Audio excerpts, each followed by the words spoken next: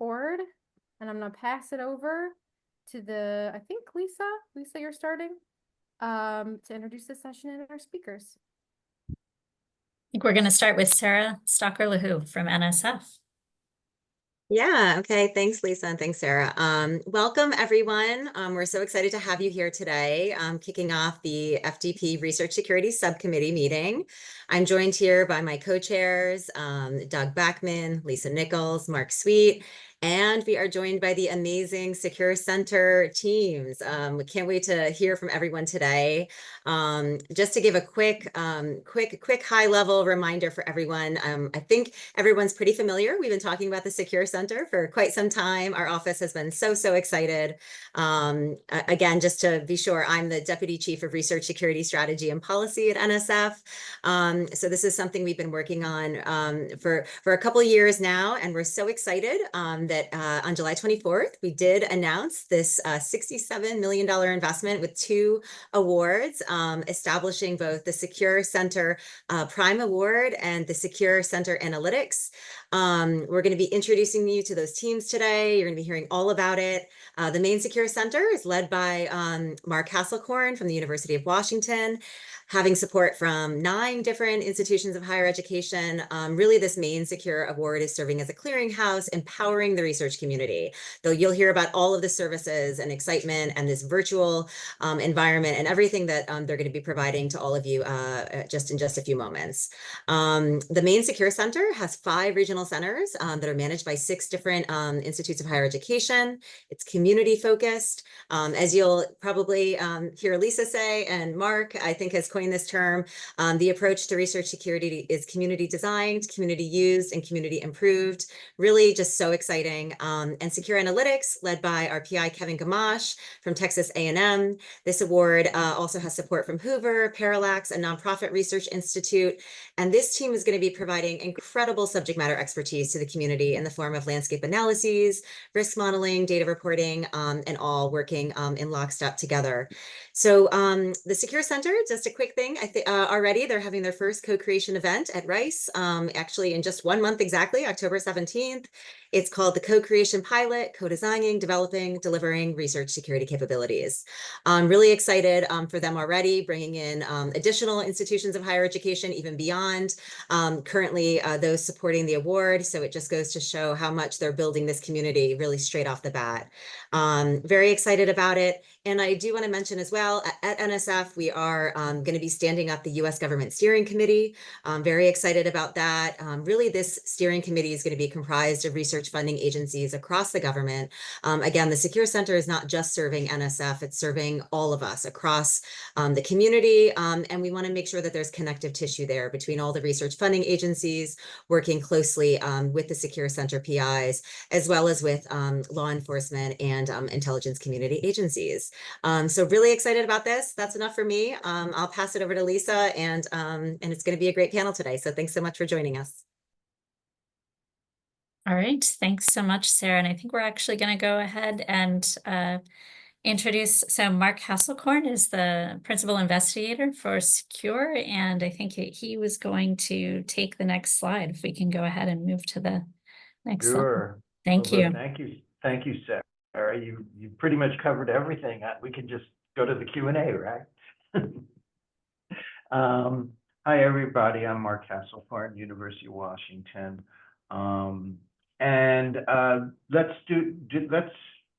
Let's do some general additional information about Secure, but more importantly, meet the team, and even more importantly, let's make sure we leave enough time for Q&A and discussion, because we want to hear from you. So you can amaze your friends and colleagues by knowing the acronym for Secure up here, so everybody can memorize. Actually, it's an excellent acronym, and the entire community, who is the entire community?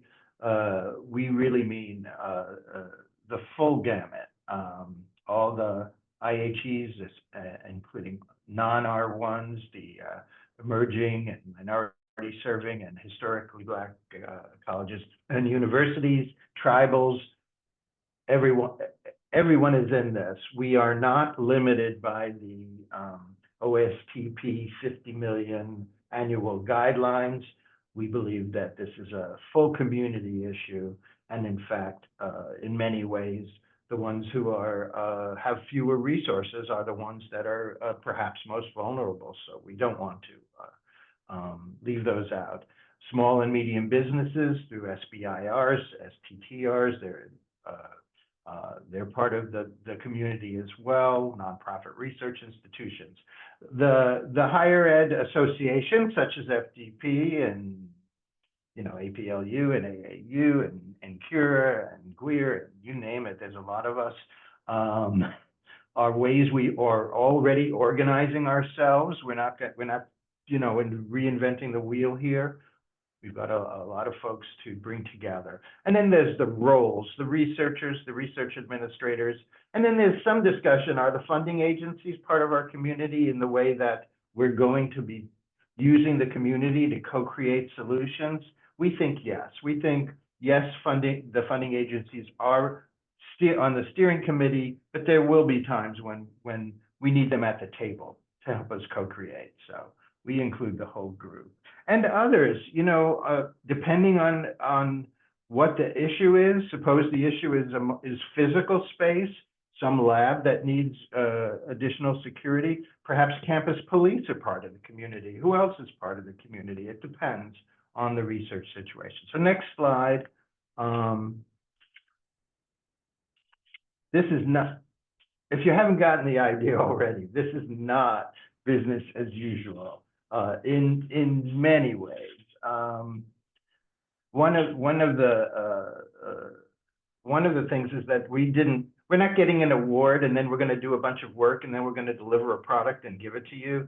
That's not the way this works. This is a community issue. The community owns the problems. The community needs to be empowered to design the solutions. We will help make them happen. We will iterate on them together, and the community will own the solutions when we are done. And I love the third bullet here, because another way this is very different is usually research administrators are helping the awardees, but in this case, the expertise of the administrators in how research security is done and the administrative processes make them key subject matter experts. They are awardees in this case, and they get to fill out bio sketches and everything that grant receivers usually have to do. So it makes me think I have to do a promo for FACT tomorrow. There is the faculty administrator collaborative team. This has been a great exercise in each group seeing how the other works, and it's great to be in each other's shoes. Okay, another next slide. And I hope people are entering questions. We'll get to them at the end. So one of the things, in addition to sort of tools and capabilities, one of the things we'll be creating is this shared virtual environment. It's a place where we can gather, where we can collaborate in a trusted, secure place, share solutions, share information. This does not mean everybody gets the same thing. Just the virtual environment will accommodate diversity. And the great thing about building together is that you build community. Usually when we talk about these things, we represent different perspectives, and that's great. We need those perspectives represented. But when you're building something together, you're also all on the same team. You're on that same design team, and you have to make decisions and get results. We're gonna stop brainstorming and start building. And I'll go to the next slide. Think about the things we might build and what that requires us to do together. Pick security alerts, that fourth bullet there. These are just ideas because the community is going to identify what it wants to do. But suppose the community said, I'd really like to know if someone gets targeted, if it's information I could use to protect myself, I'd sure like to know what went on. Well, when you actually have to build something, then you have to say, okay, well, what is a security incident? And when does it rise to the level of wanting to be shared?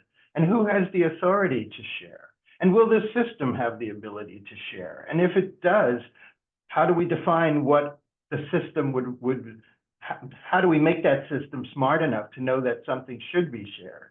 And you know, these kinds of concrete discussions is when you really together come up with solutions. And keep in mind that as we deliver those solutions, we iterate on them. You don't have to get it right the first time. We want to get things moving.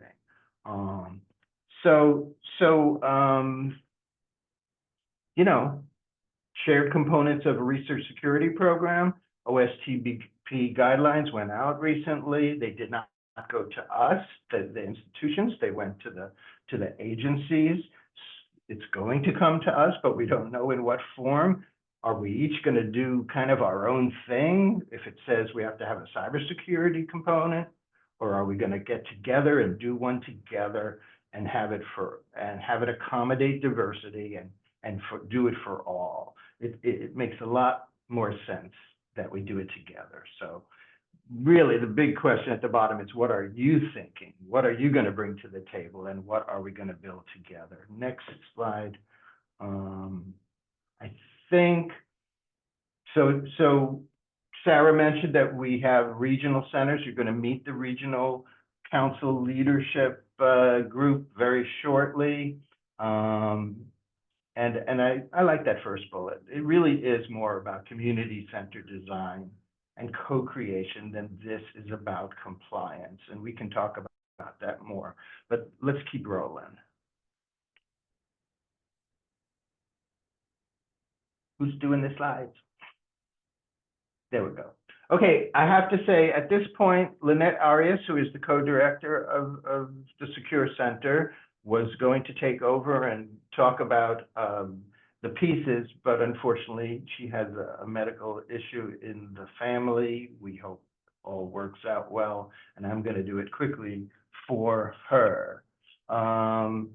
There's a level missing here, and I'm going to actually ask Shauna to unmute herself, because there's a very important level above national that isn't here. There's going to be 2 advisory groups. One is our advisory group, and that is going to be led by Christina Chioka-Eller and Bob Sharp. Are either of them on? I don't think we have them on this group, do we? No, thanks, Lisa. But Shauna, do you want to introduce yourself? Shauna Cox is our program director from NSF, and she will be instrumental in informing and determining how the USG steering group comes together. So it's a good excuse for you to just say hi, Shauna, and introduce yourself. Thank you, Mark. Hello, everyone. I'm so excited to see over 300 people here. I just had the privilege of spending 2.5 days with the team in Seattle for their kickoff last week, and it was incredible.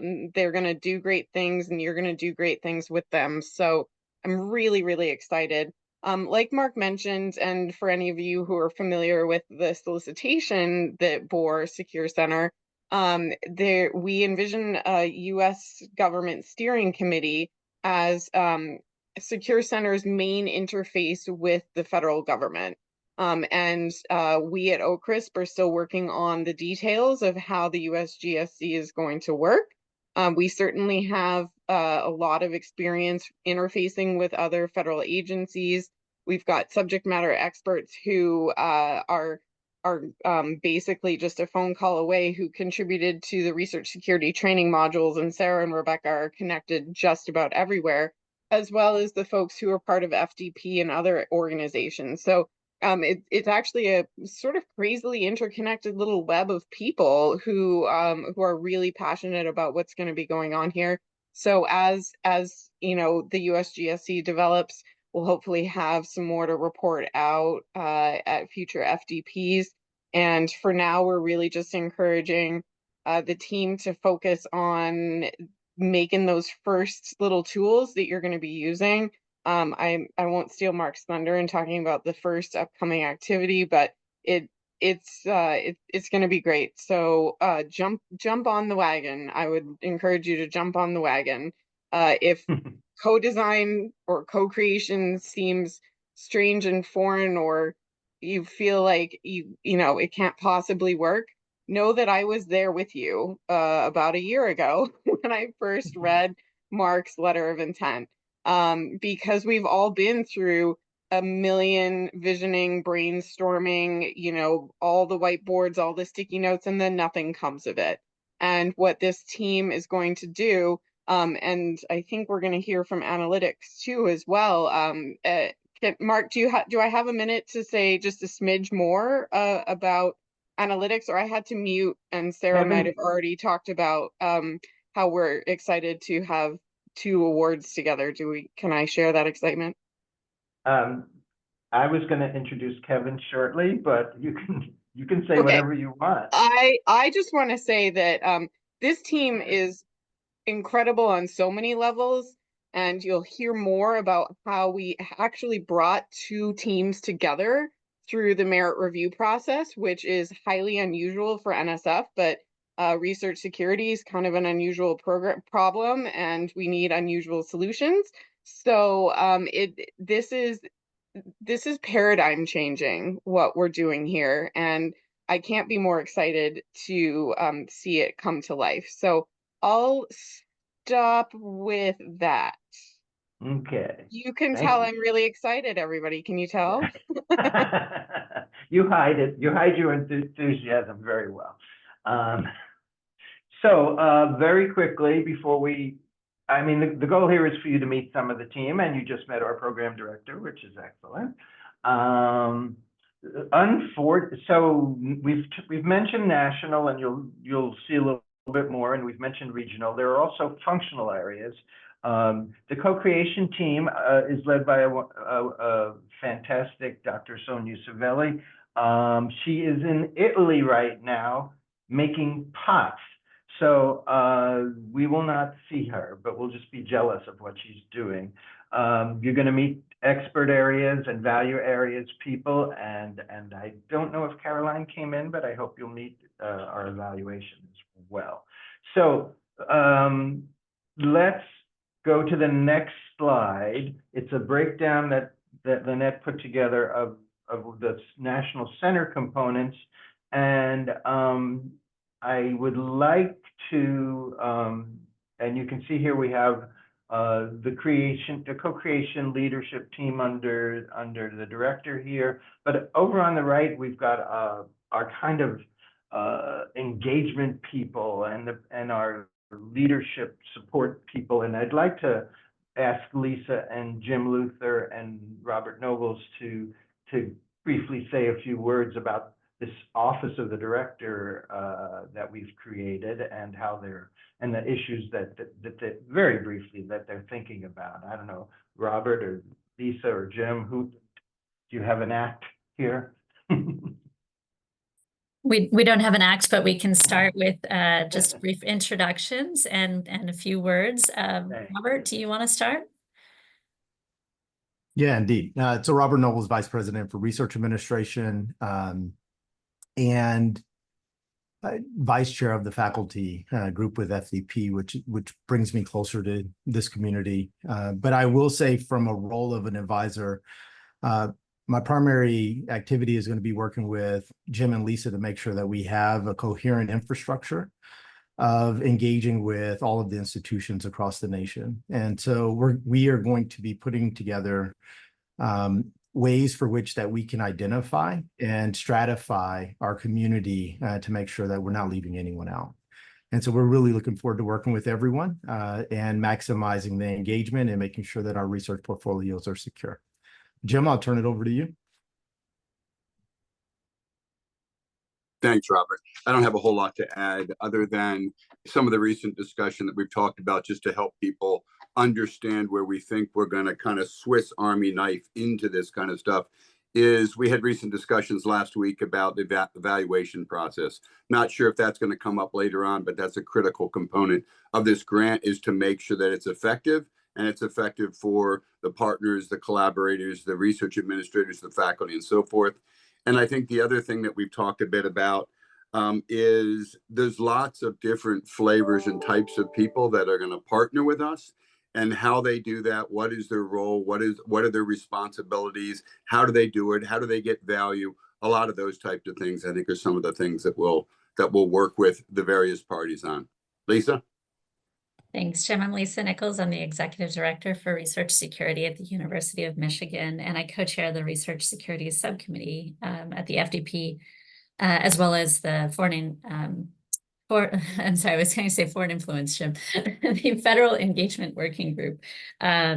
And so, right, just working with Jim and with Robert, we're taking on a lot of efforts to support both Mark and Lynette in this director's office, and really, right, evaluation and measures and who are our stakeholders and how we engage them, how they engage, and just providing broad support at a national level. So thank you. Excellent. Thank you. Thank you, guys. And already we've been getting excellent guidance from our advisor team. Let's briefly flash the next two slides. First of all, a slide that kind of shows how we're putting together components across regions, across activities. You will very soon meet the regional center council across that top row. And so this is we're still putting the pieces together, but we, as you'll meet shortly, we have a lot going already. And the next slide, yeah, these are more the functional areas. You're going to meet some of the leaders in each of these areas shortly, especially expert areas and value areas, and we'll talk some more about that. But what I want to do now is first introduce Kevin Gamache and the very significant companion award that NSF has creatively put together, and let Kevin talk about that. So next slide, please. Here we go. Thanks, Kevin. Oh, you're on mute, Kev.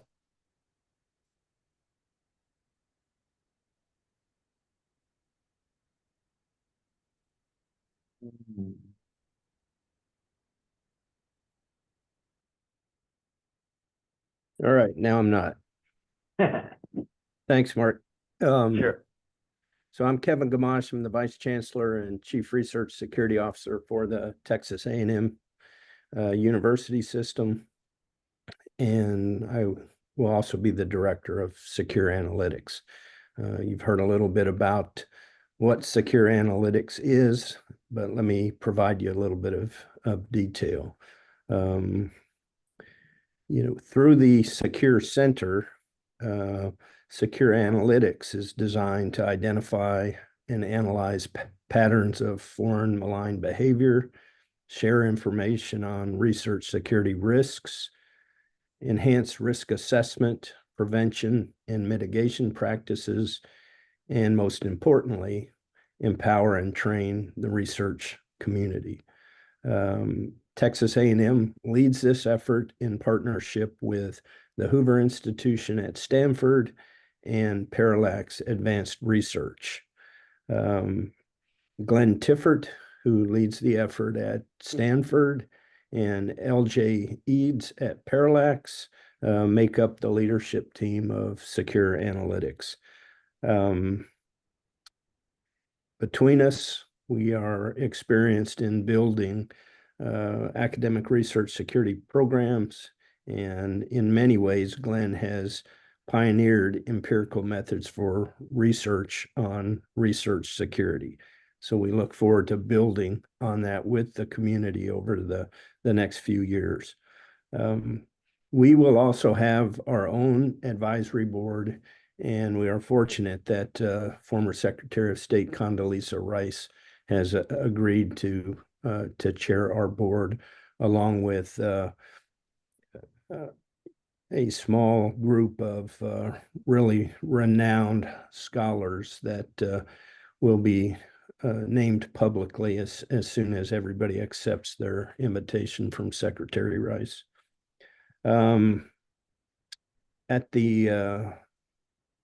At the Hoover side of secure analytics, they are in the process of hiring a dedicated team of geopolitical analysts, data engineers, and programmers who will be focused on developing open source data sets, methodologies, and tools to identify and analyze patterns of research security risks, threat types, and malign actors. That data will be made available publicly at some point after it's refined sufficiently that it can be made public. Secure Analytics is also going to work with stakeholders across the research community to meet their needs, address their concerns, and enhance their capacity to detect, respond to, and prevent improper efforts by foreign entities to acquire research results, know-how, materials, and intellectual property. And that will all be done hand in hand with the Secure Center, and the Secure Center will be the face of Secure Analytics.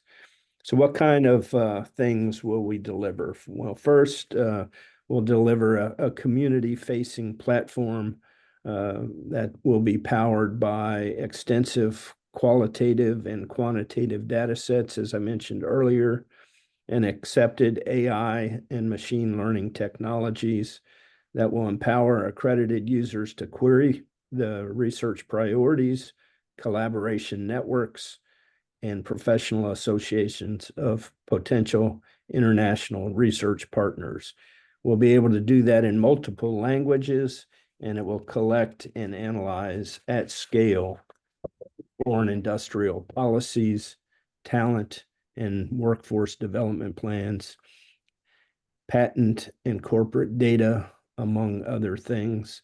So, one of the things that Secure Analytics will deliver through the Secure Center is a tool that can be used by the community to enhance their respective research security programs. At the same time, we'll have a back-end platform that will be restricted to the Secure Analytics team, that will have advanced functionality, but will be the foundation for us to deliver the analytic products that will support incident and landscape analysis and timely reporting on research security risks for the community. We'll also be building a reference library of policies, leading practices, and research reports that will help raise the situational awareness in the community of the global security risks that are out there. And then finally, through the Secure Center, once again, we will focus on capacity building training, specifically on research security risk detection, assessment, and mitigation. Once again, that will all be in coordination with the Secure Center. So Mark, I will turn it back over to you.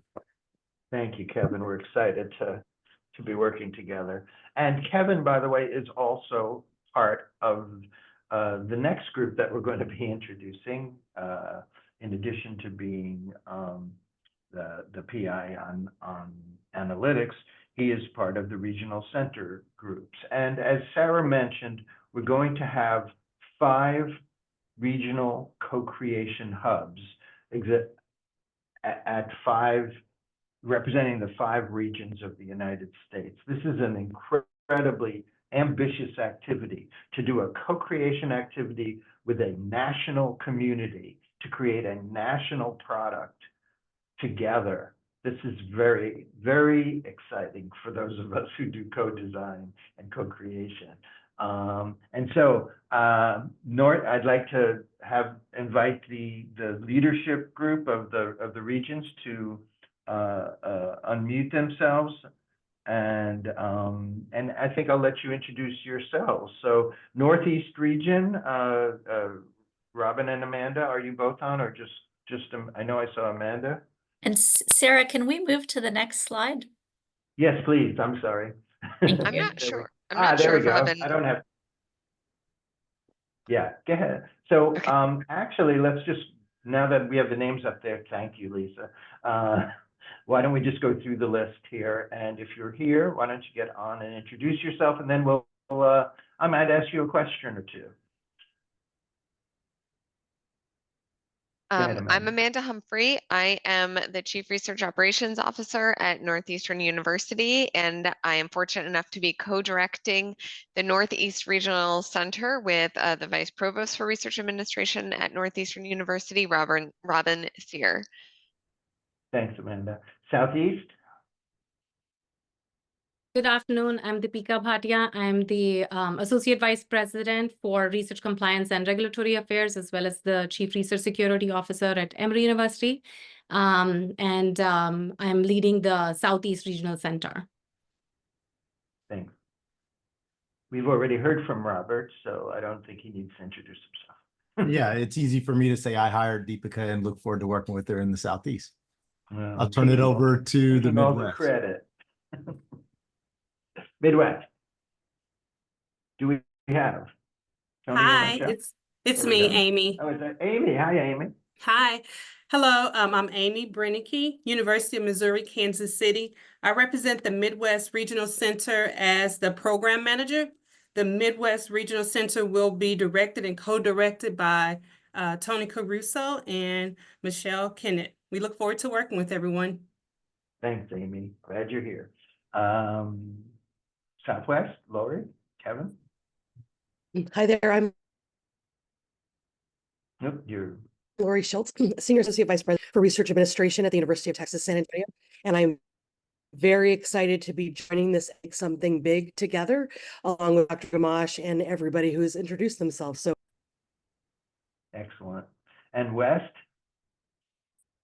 Hi, everyone. I'm James Pierce. I'm Associate Professor. I work in the fields of design and human-computer interaction at the University of Washington. And I'll be a regional lead for Secure West and also the design lead for Secure West.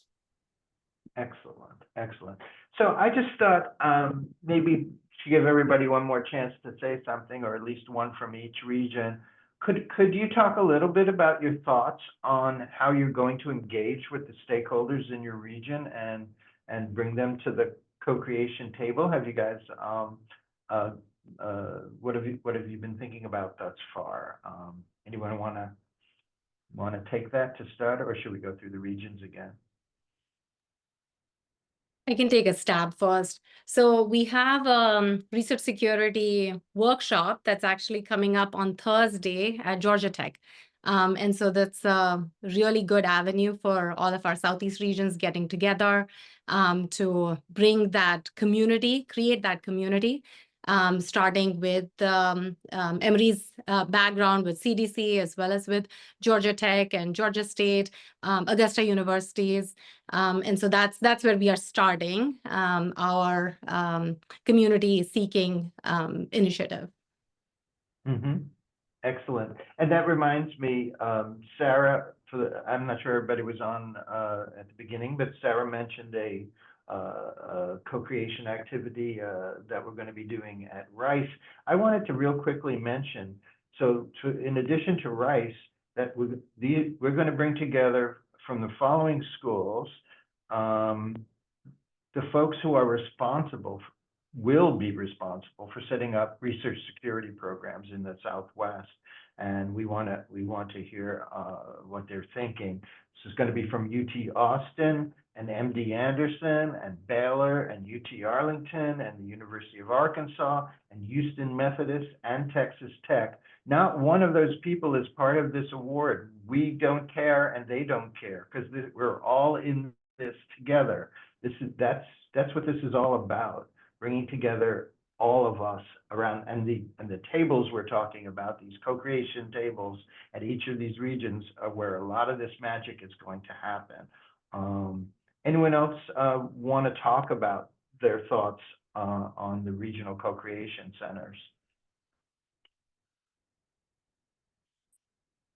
Mark, there's a raised hand. There's a raised hand. Whose hand is it? Well, it's Cindy's hand, but Lori was going to talk and then Amanda was going to talk. So, Okay, go ahead.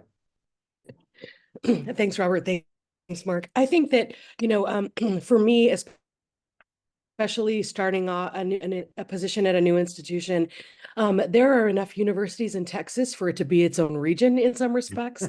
And I think, gathering that community together and understanding their needs is really important. But across the Southwest, we not only understand the problem and the solution, but we have unique circumstances that maybe create in the Southwest to gather that. Think we're having, is it me or Lori that we're having a little? it's Lori. problem here? It's Yeah. Lori. I'm sorry, Lori. We cut maybe the gist, but Yeah. But Amanda's next. I also wanted to add that we have Kelly Shaver and Susan Revolute from the College of Charleston, and they're also going to be helping us to reach out to various constituent groups beyond universities, especially small and medium business enterprises and HBCUs, MSIs, ERIs, and other groups. And I think that will really extend our reach in terms of who we're able to engage beyond the individuals that we really know about as research institutions or research universities. thanks, man. I hope, and I'll be curious during the Q&A to hear your thoughts out there. I hope you're seeing a microcosm of yourselves on this team, not because we think we can speak for you, but because as a representative body looking to engage with you, we want to be like you. So I hope, I'd love to hear if you're feeling that effort, because that's really important. And this group should be, is an important part of that representation. Any last thoughts that anyone wants to bring up before we go to the expert areas? Yeah, let me just say this about regional engagement and I was going to put it in the chat, is that the regional teams are putting together a list of organizations for which that they're going to reach out to. And I just wanted to offer up an invitation to anybody who's listening, the 331 who's on today. You see the regional leads here. We will have contact information. You can reach directly out to the regional leads so that you can beyond that first collated list of engagement, there will be ongoing conversations in the region that will be pulled up to the nation. And so this is an opportunity if any of you are interested in jumping in on the secure activities and being in the early part of co-creation and understanding where we're headed by just reaching out to the leads of any of the areas. And so we're all listed, and James is looking forward to hearing from the entire West. And it's funny that Lori says that Texas is its own region because everybody who goes to Texas always tries to isolate Texas at its own thing. So it's awesome. I'm just going to follow up on what Robert said, just to note that we have a draft list of the states that will be in each region and how that distribution looks. We're just kind of fleshing out who the participants might be in terms of the institutions, the organizations, the businesses in those different regions to get a sense for, the size of, kind of the scope of the potential members, participants in those regions. So as we're doing that, we'll have hopefully soon a solid sense for the states and the participants, and certainly there will be outreach too on the part of the Secure Center. But you too, as Robert indicated, are welcome to reach out to us as well. And Mark, maybe, yeah, go ahead. I guess a quick note about co-creation, if you want, which is just there's a lot of co-creation tools we have in our toolkit that we use in different kinds of projects. Some of them you might be familiar with. They're things like listening sessions and benchmarking against best practices. But there's probably a lot more that maybe some of us haven't used before, like user stories and personas and co-design sessions. So building out what Robert and Lisa are saying there, I think one of the things we'll be trying to do in the first coming months is figure out different forms of participation. So like Robert said, reach out. We'd love to kind of get you involved in some of these different activities and get your input on them. Thanks, James. That's so funny. I was just, you jumped right on it. I was gonna say maybe next FTP we'll do a session on co-creation and talk more about that, because the representation of the appropriate stakeholder types at the table. You obviously can't bring everyone there, but you should be able to say, I wasn't there, but so-and-so was there, and that person can represent me. And by the way, I'll engage in the next iteration. I'll see what they come up with, and then I'll get my input in. So there's a process here that we're all going to do together, and we're all going to do some amazing things. And by all, I don't mean the Secure Center team. I mean the whole community. I mean all 350 of us and more. Okay, we have two more groups. We're not going to meet everybody, but we have two more groups we're going to talk about before we go to Q&A. And the first one is our expert areas group. So could we go to the next slide, please? I mean, the community are experts in what they want and what they need to fit into their environment and how they need it to work. But we are not all experts in everything. We are not all experts in the latest issues on various threat types, let's say, but Glenn Tiffert is. We are not all experts in geospatial analysis, but Narcisa is. So we're going to pull together expert area groups to provide that expertise at the table, to empower us further by making us smarter at the table. So Narcisa, you want to take over? Sure. Good afternoon, everybody. My name is Narcisa Pricope, and I'm an Associate Vice President for Research at Mississippi State University. And we're delighted. I'm personally delighted to be a part of this team. And thank you, Mark, for that introduction to the expert area. So indeed, our goal will be to work across several institutions, and the team will keep growing to basically interface with the regional council, with the national team, as well as with the co-creation team to basically inform how co-creation is done, inform how and what stakeholders are being brought to the table, and essentially figure out the best ways that we can serve the community's needs by informing both the analytics team and also co-creation. So we'll be working as a connective tissue, as like Mark likes to say, between all of these groups to not only inform of current high-risk research areas, threat types, geopolitical risks, but also be thinking about how we best co-design training that is flexible, that provides equitable access across all types of institutions, across medium and small businesses, that also reduces burden and supports research security processes and provides that tailored support for different roles and different agencies.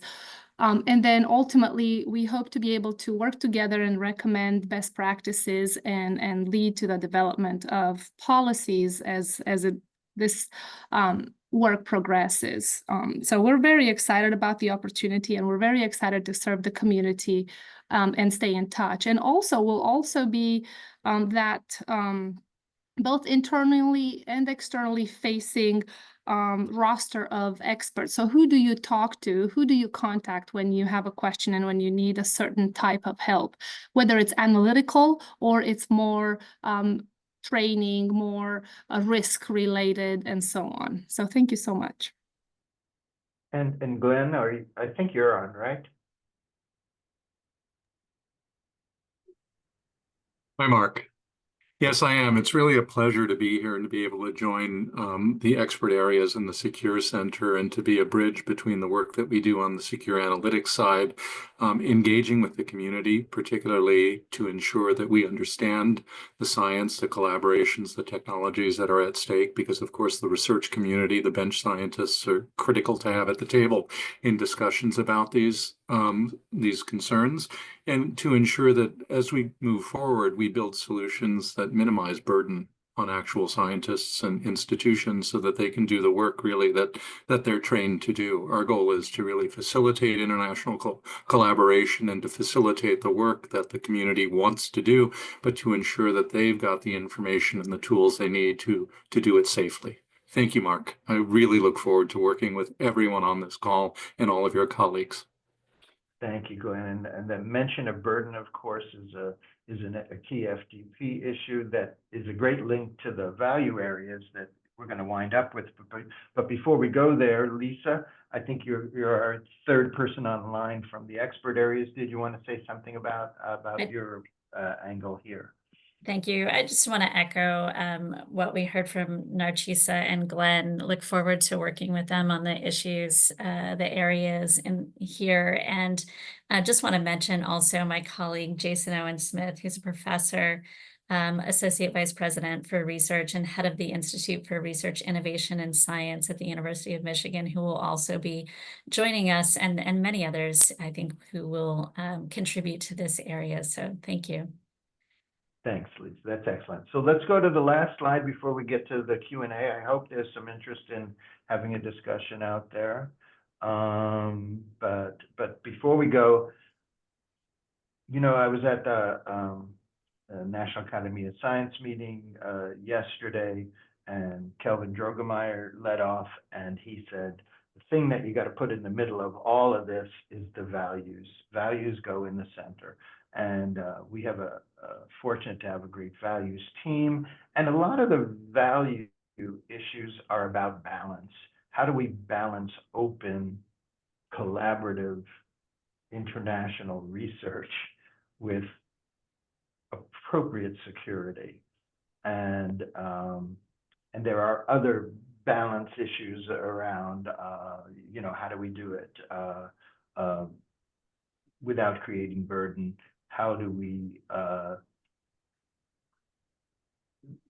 balance open and the openness with security? So, Lisa, you go again. All right. Well, thank you. And so I think, you know, Narcisa talked about how the expert in the value areas are going to interface with the regional centers. Certainly here, and too, Amanda mentioned stakeholder distribution, and I'm going to turn it over to Susan and Kelly in a moment to talk about, you know, areas that they're going to be focused on, but also informing co-creation efforts. And so let's start with Susan Anderson and Kelly Shaver, who are both well known to all of you, I think, here at FDP, just to talk about what they're going to be doing with respect to equitable access and small and medium businesses. So Susan. Thank you, Lisa. Thanks, everybody. So I am heading up the effort to ensure that the emerging research institutions, HBCUs, MSIs, are involved in the co-creation process throughout the term of what we're going to be doing. And we're looking at not just research security, but research integrity. And as Mark mentioned in his introductory remarks, the issue of whether or not we are actually subject to the requirements is not something that we're focused on. We're focused on being able to include and provide to everybody the resources that we're going to be working on collectively. So we're going to be looking at both participation in the process by everybody in our community, as well as having everyone benefit from the resources and knowledge that we develop collectively as a community. Sarah Stalker-LaHoo mentioned in the session yesterday that even institutions that may not be subject to the research security program requirements, and that's a deliberate choice, are still encouraged to meet those requirements to the extent that they can. And Sarah, forgive me, I'm paraphrasing, but I think there's you know, a real appreciation for an understanding of the capacity of our institutions to actually meet these emerging requirements. And so one of the questions that we'll be looking at is who is actually subject to those research security program requirements. We keep talking about that $50 million threshold, but as we've heard in other sessions, you know, one $50 million threshold that is related to the HERD survey looks at total R&D expenditures. Another might look at total STEM awards. One might be a snapshot in time, which is how the FDP determined who is an ERI institution in our membership. Another might be a 3-year average, as we heard this morning in the Carnegie discussion. And then you might be looking at just the current year, whatever that year means. So part of the process that we'll be engaging in is sort of definitional clarification of who really needs to make sure they have something in place versus who needs to help us work through how we can help everybody else. And so some of the things we'll be doing, I'll be following up with some of our FDP colleagues who responded with interest when we were in the original proposal stage. Seems like a lifetime ago. But we'll also be doing outreach within the regions, as we have talked about already. We'll be establishing a working group, but also involving the broader community. And then we're also going to be looking for where there may be synergies or complementary activities that we can take advantage of. Who's already working on something? Who's got a granted award from the National Science Foundation to work on its research and integrity workforce pipeline, those sorts of things. So we're really looking forward to engaging with everybody. And Kelly? Thank you very much, Mark. Now, the description of this session identifies me as associated with the College of Charleston, which I was for a number of years. I am emeritus and I am the College of Charleston's faculty representative, but that is not my role in the Secure Center. My role in the Secure Center comes from the fact that I was an entrepreneurship professor and I am an active angel investor. So I am the face of small business. I'm also the founder of a company. I want you to all think for a moment like a malign state actor from abroad. You need to get information from US scientists without their knowing it. So you need a way in. Are you going to go to an R1 university and try to penetrate a place that has 4 research security officers? No, you're smarter than that. How about stepping down to an ERI or an HBCU that has only maybe 1 part-time research security officer? Well, that's a better choice.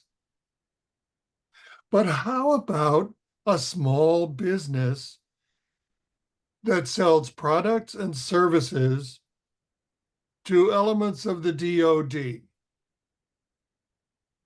They don't got no research security protections at all, which is why they need to be in this co-creation conversation almost more than anyone else does. And it's my company's job to recruit such people from across the country to participate in each regional co-creation section.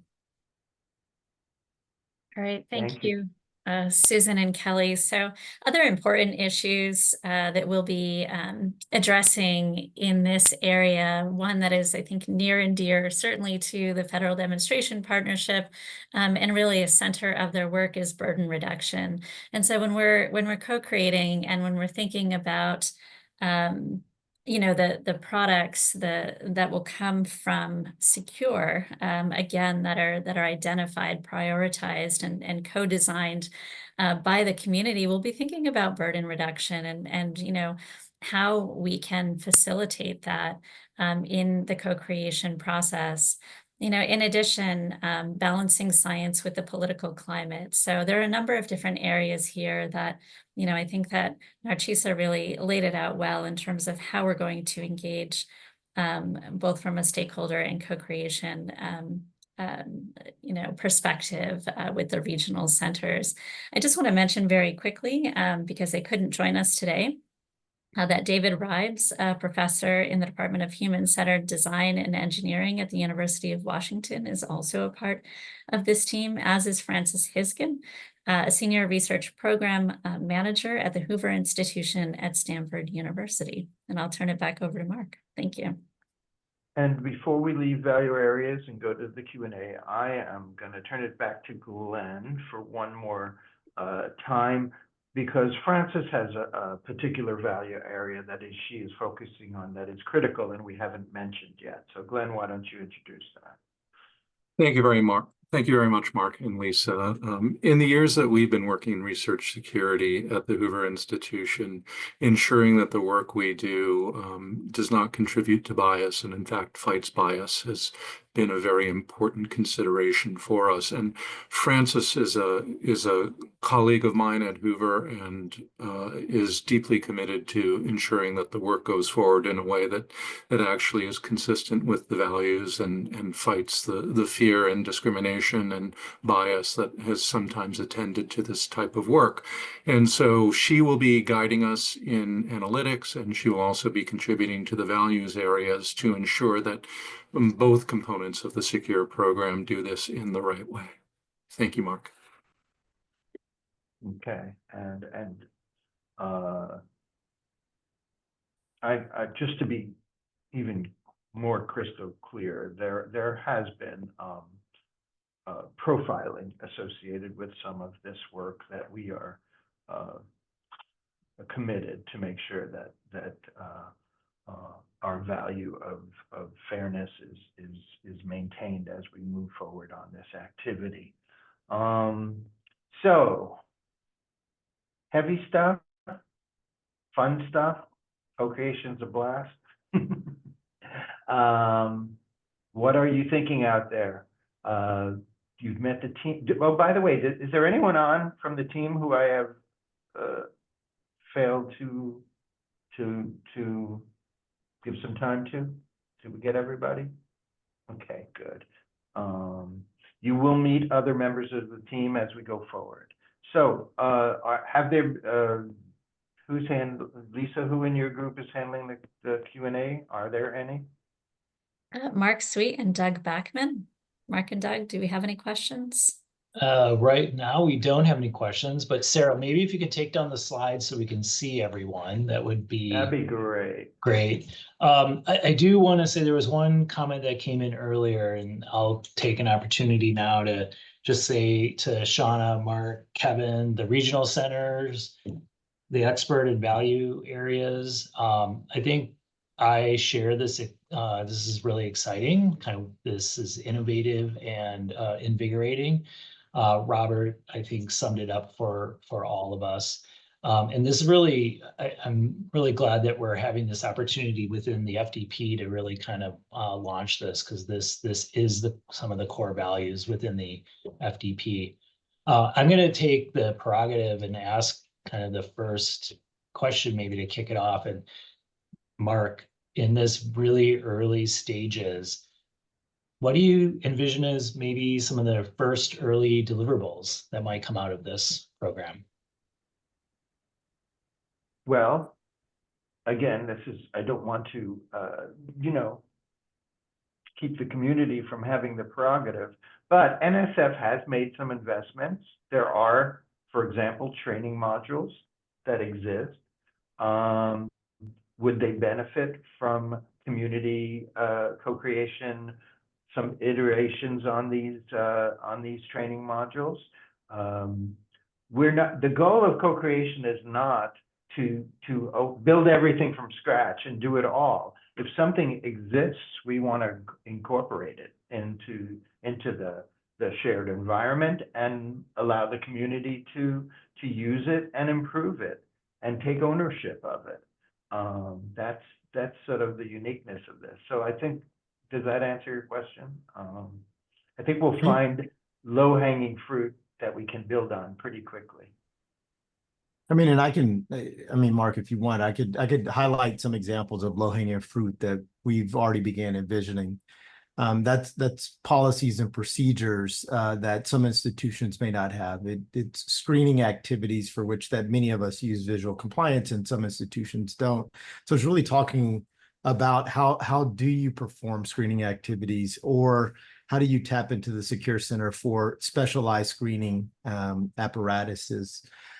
There's other things, and Mark mentioned it, related to physical security that we might need to pull in other experts. So this truly is a network of colleagues and expertise approach that tap into our infrastructures, and we build new infrastructures that are necessary so that each of the institutions who participate and are pouring in information can benefit from meeting the obligations of their campus and the federal government and protecting research investments. And so it runs the full gamut, Mark. And I think these early conversations that we're having on Thursday and next week, we've had at Rice and et cetera, and that we're pulling in regional connections, are going to just elevate existing needs, because what Kelly said is absolutely right.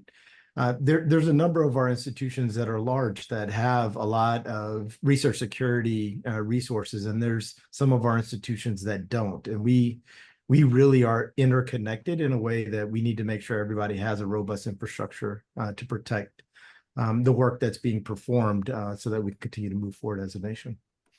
I'll just Excellent. follow on and say too that, I think even large institutions are going to benefit tremendously from this center. I mean, I feel that we're all working at full speed, both on the agency and the institutional side.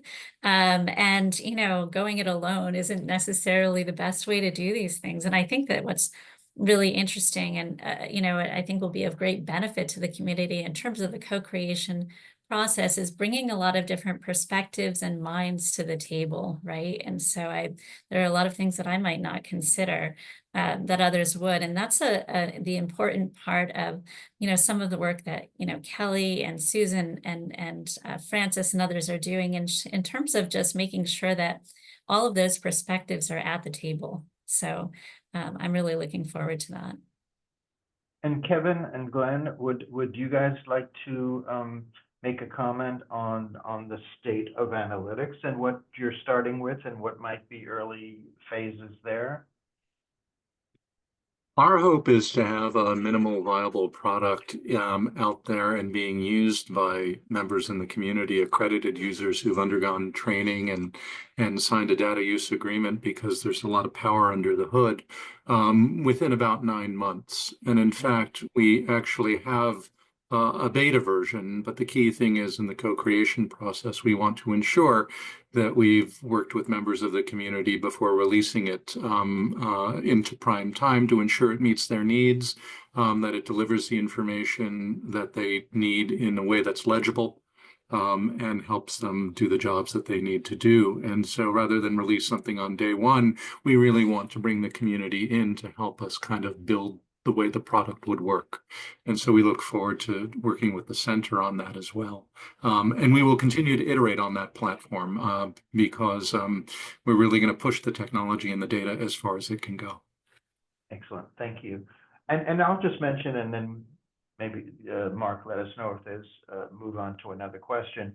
The SVE itself, the shared virtual environment, is something that we will want the community to what do you want to see when you come into this environment? Do you want to see a dashboard? What kinds of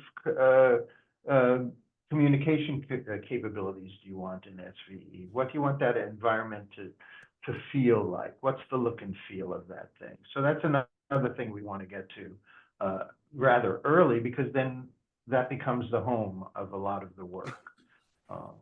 Mark, anything else? Yeah, there is a question that came in related to the FDP fact group. And maybe you could just comment on if you think that some of what the Secure Center will be doing is helping administrators and faculty communicate more effectively with one another, if that's within the scope of this. Oh, absolutely.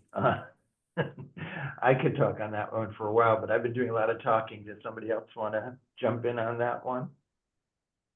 No, this one's near and dear to your Yeah. heart. Go ahead, Mark. Okay, thank you. I mean, it really was exciting to step in each other's shoes in this proposal and to have administrators on the side of awardees and we're on the same team, but the way the last E in secure is ecosystem. The current ecosystem actually tends to make it a little harder for administrators and faculty to be on the same team because the compliance model is not the same as the way we create research value. And I'll talk about that a little tomorrow in the facts session. So yeah, I'll use that as a teaser for the answer on that question. I'll just follow up with one more thing, and thank you to Susan for flagging this. Just as a reminder is that, Secure will be standing up a web page, and so that's going to be a conduit for information and really pulling together, in the latest information, the historical data and information that will benefit the community with respect to research security. I don't know, Mark and others, if you want to say more about that, but that in itself will be a resource and an avenue for engagement. I'll make a provocative statement, and Lisa, I put you in charge of making sure I don't go overboard, remember?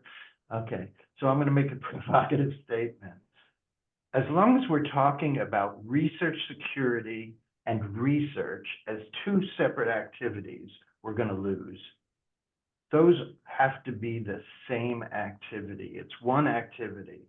It's appropriately secure research that we all do because we have to do it. I'm going to get tired of using this example, but it's a much larger audience. I apologize to those of you who've heard me use this example before. But when a medical researcher puts a lot of effort and burden in filling out an IRB that maintains the privacy of their volunteer subjects, they don't complain.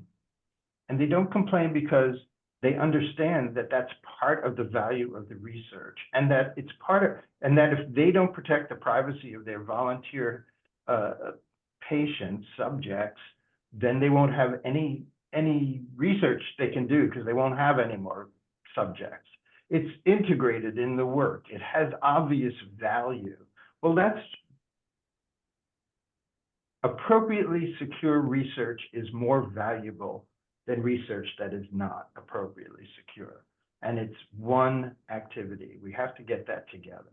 So we always have this problem, Mark, that you're bringing up of engaging the researcher. We've got a lot of administrators here, but how many researchers? But the researchers and the administrators have to be on the same team, and it's doing secure, valuable research. Yeah, I really like that example because I think we will be at that point in the future where it's just kind of how everyone operates. No one questions sort of the protections of subjects anymore. Mm-hmm. Mm-hmm. There's a question that came in about deliverables and measuring success, and if you have any ideas of what metrics you might be using to measure the success. There was a whole session at National Academies yesterday on this subject. And I'm really sorry that our evaluation lead is not here. I'm also very sorry after 10 years in Ann Arbor that I have to admit that the evaluation team is going to be at the Ohio State. But, it is football season.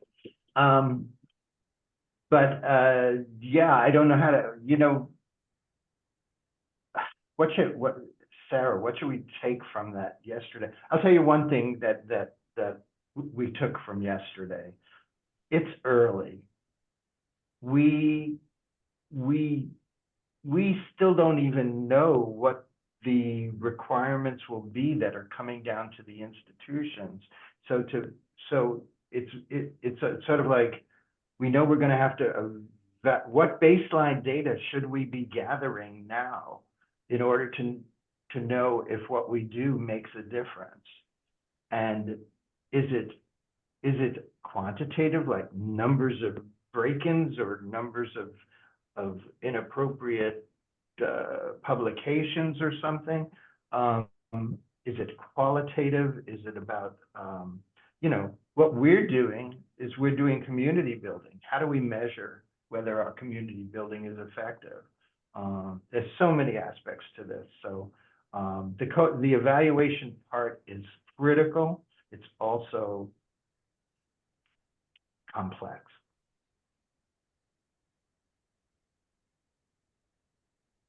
There's another question here about the engagement. Oh, sorry, Shauna had her hand up. She was going to respond. Yeah, sorry.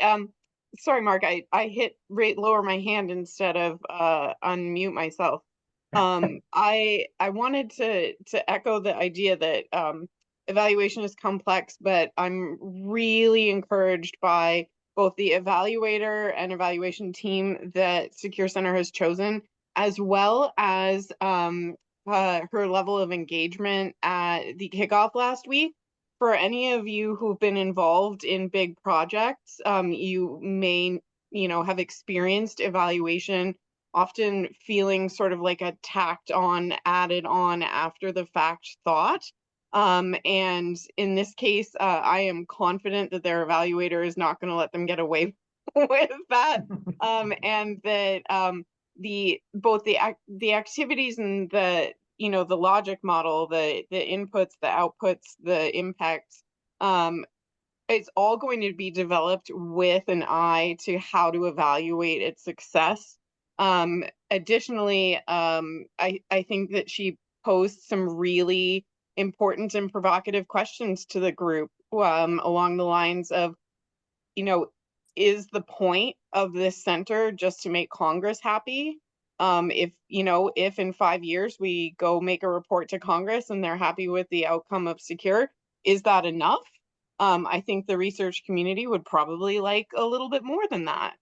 So I think that you can rest assured that they are in good, capable, provocative hands when it comes to evaluation. And I also am very big on measurable outcomes. So that will be a large part of how the cooperative agreement is going to be managed. Mark and I are in a regular dialogue, and certainly we're going to make sure that this thing is on the rails and that we have good evidence for what is going on. And the name of that evaluator is Carolyn Wagner. And Sarah?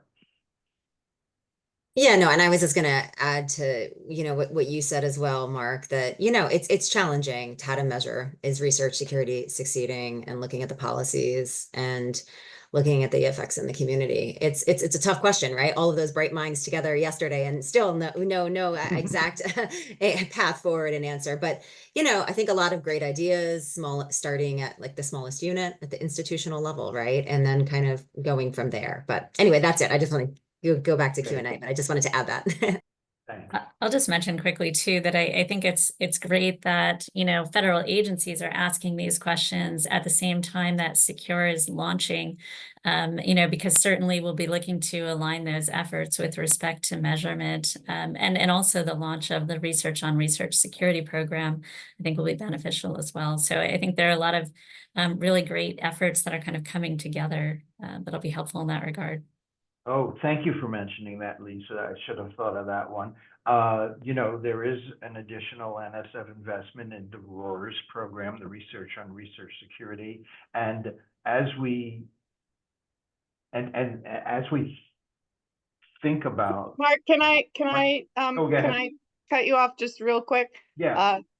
NSF anticipates making an investment in Research on Research Security. There is not yet currently an investment in Research on Research Security beyond the workshop, which the report is live, and hopefully FDP members have seen it. Thank you. We are hoping that as we identify desired baseline measures and questions about how to measure success of the center, that there will be research activity that answers some of those questions. Can I say that? Okay, Mark, back to you. Yeah, so there was a question that was answered in the Q&A through the chat, but I think it would be valuable just to get a little bit more perspective from a broader number of panelists here, and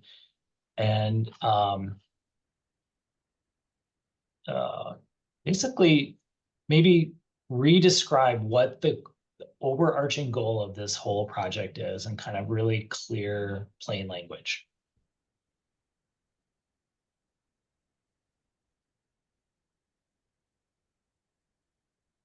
I have to admit.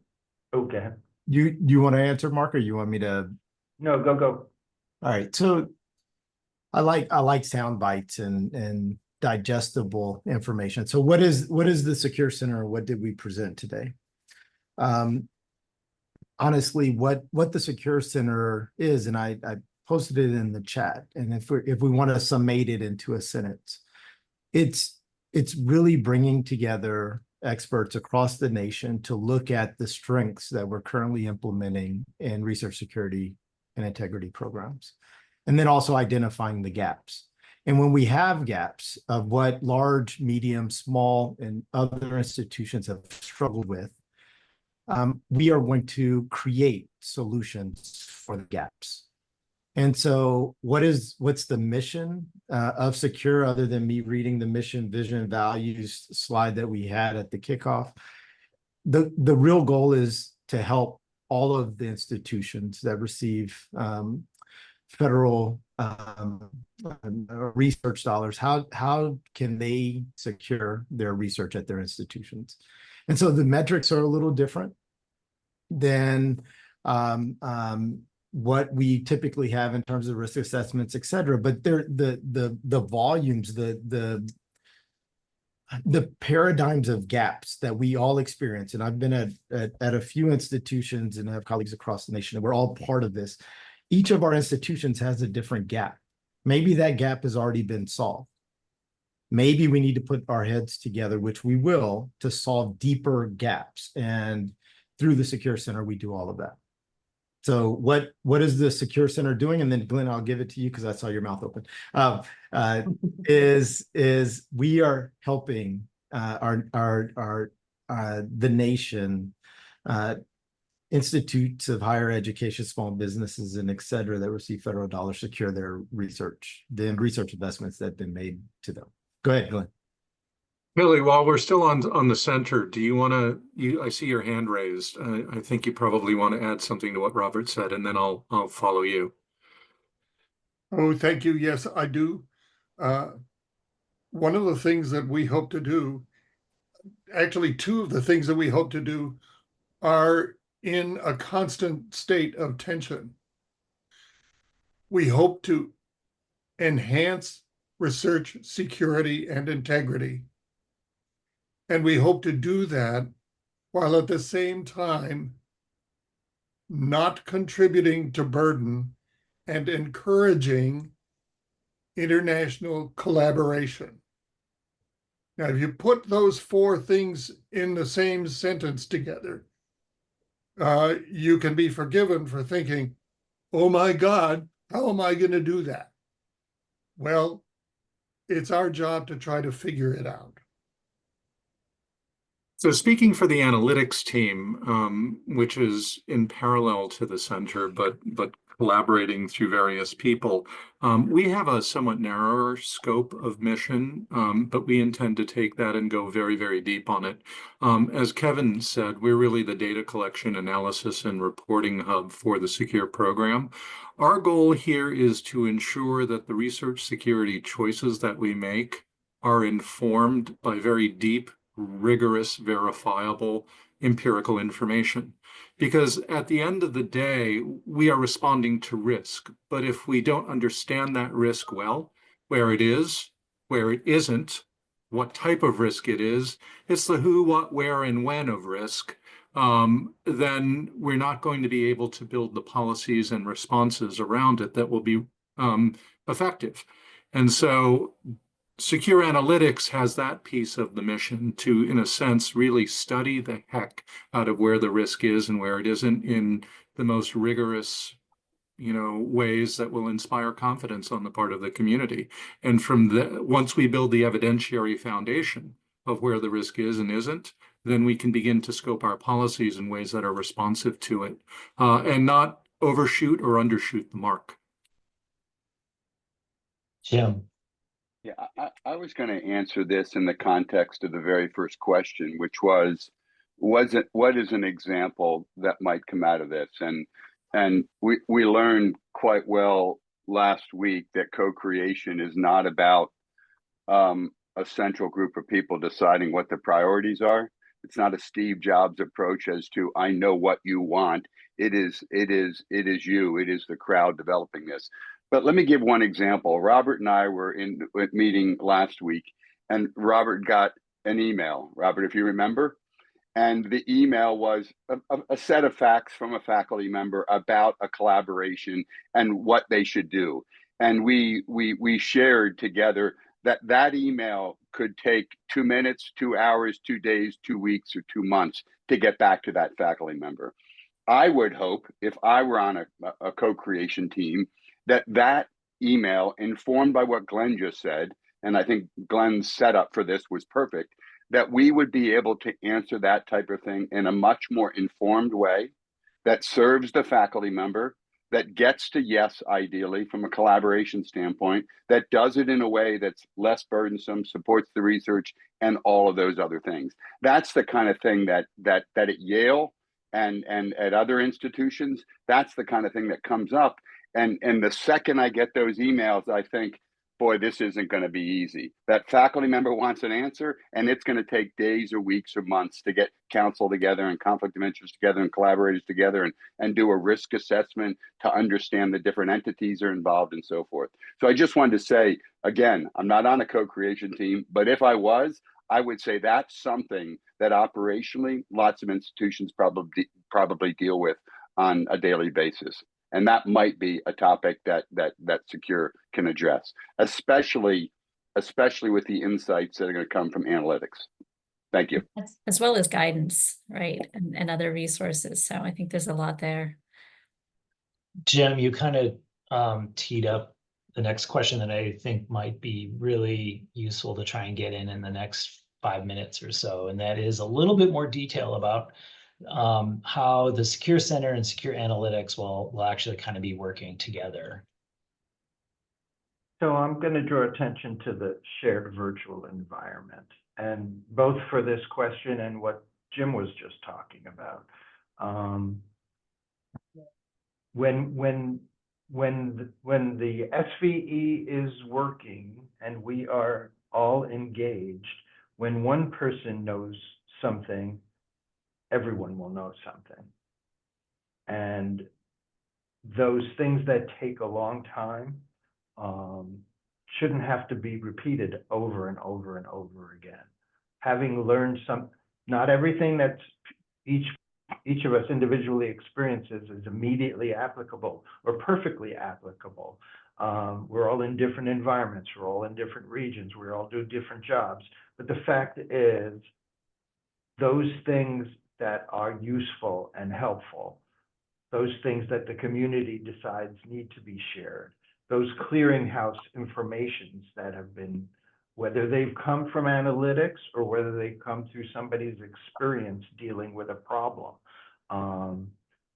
taking this on as a community rather than as individuals is going to make a major difference.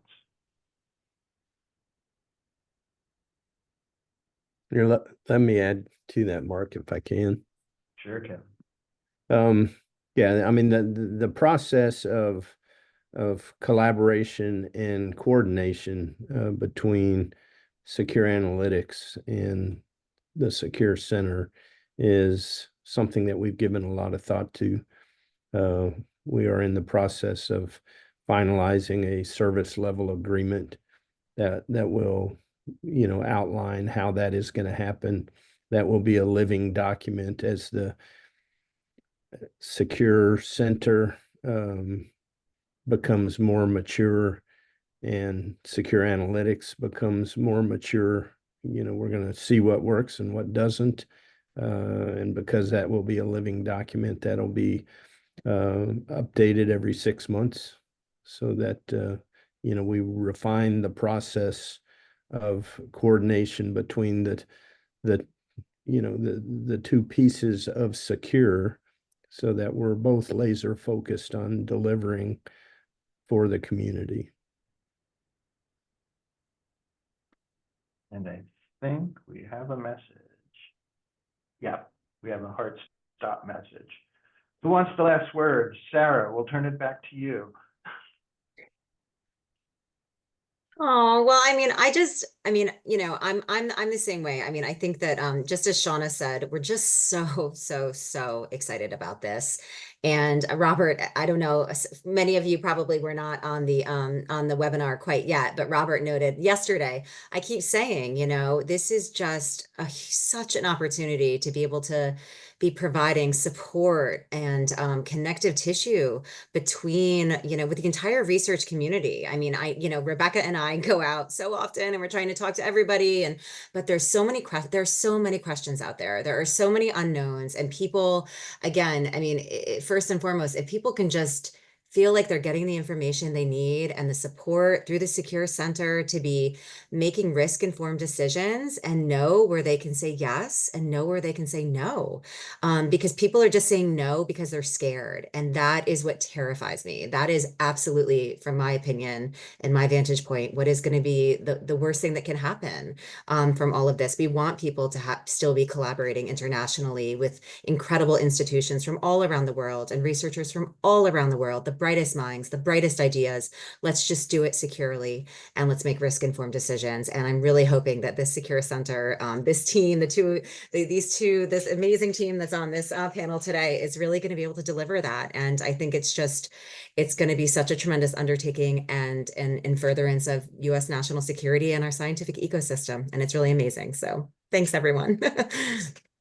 Thank you. Thanks a lot. And thank Lisa and Sarah, other Sarah, for all the work they did to put this together. Thank you.